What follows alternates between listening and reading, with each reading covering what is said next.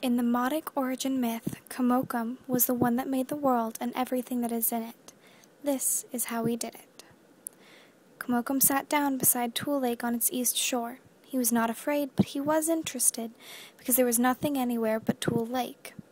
"That's a lot of water," Kamokum said to himself. "I wonder how it would look if it had some land around it." So he reached down, down, down, down, down, 5 times to the bottom of Tool Lake, and the 5th time he reached. Kamokum drew up a handful of mud. He piled it up in front of him like a hill and patted it with the palm of his hand.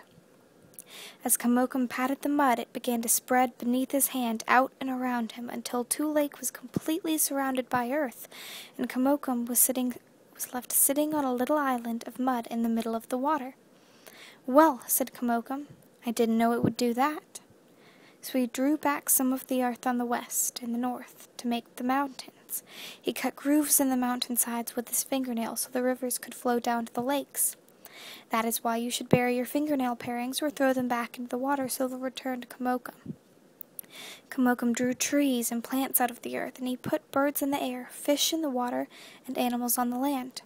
He had shaped and decorated the world as a woman shapes and decorated a basket. Then Kamokum was tired. He had done everything he could think of to do, and winter was about to begin.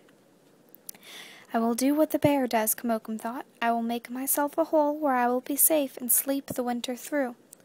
Kamokum dug himself a hole under the bottom of Tool Lake, with the hill where he had created the world to mark the spot. By now the hill had dried out and turned to solid rock, as it is today.